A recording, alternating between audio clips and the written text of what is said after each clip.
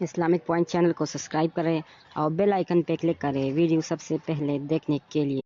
دوستو، آج کی ہماری ویڈیو غیر شادی شدہ نوجوانوں کے لیے ہے جنہوں نے ابھی اپنی شادی کے بعد والی زندگی کا آغاز نہیں کیا۔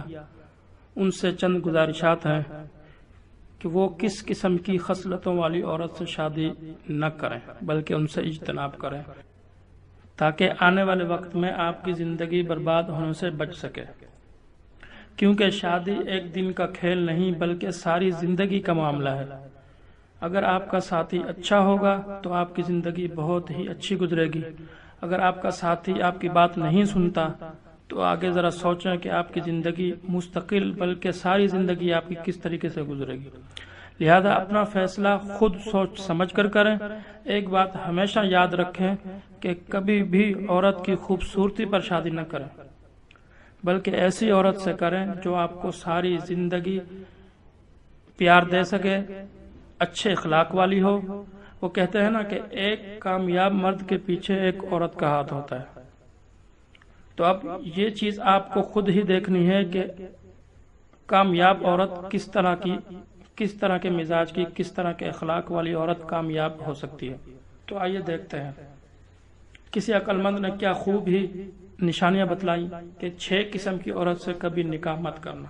وہ کون سی ہیں؟ آئیے دیکھتے ہیں۔ نمبر 1، انانا، یعنی زیادہ رونے والی، ہر وقت اپنے سر پر پٹی باندھے رکھے، یعنی دائم المرض، تکلفاً مریضہ بنی رہے، اصل میں مریض نہ ہو بلکہ بتکلف اپنے آپ کو بیمار رکھے۔ اس قسم کی عورت سے نکاح نہیں کرنی چاہیے وگرنہ آپ زندگی سے برکت اٹھ جائے گی۔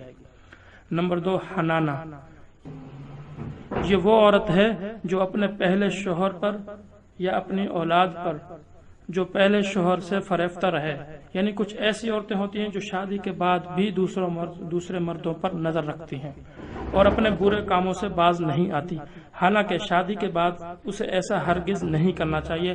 ایسی عورت سے بھی اجتناب کریں۔ نمبر 3، منانا، احسان جتلانے والی عورت، یہ وہ عورت ہے جو اپنے خاوند پر اکثر احسان جتلائے کہ میں نے تیرے خاطر یہ کیا، میں نے تیری خاطر یہ کیا، میں نے یوں کیا، میں نے یوں کیا۔ یہ واقعہ آج ہمارے معاشرے میں بہت ہی زیادہ ہو رہا ہے، لہذا ایسی عورت سے بھی اجتناب کرنا چاہیے۔ نمبر 4، حلاقہ،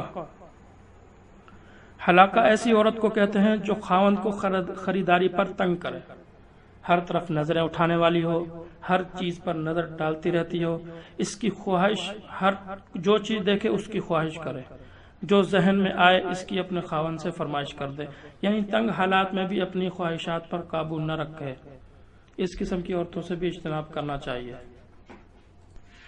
نمبر 5، براقہ، براقہ اس کے 2 معنی ہیں۔ ایک وہ عورت جو دن بھر اپنے چہرے کے بناؤ سنگار میں لگی رہے تاکہ خوبصورت دکھائی دے، لوگوں کی نظروں میں اچھی نظر آئے اور دین اسلام کی پرواہ نہ کرے۔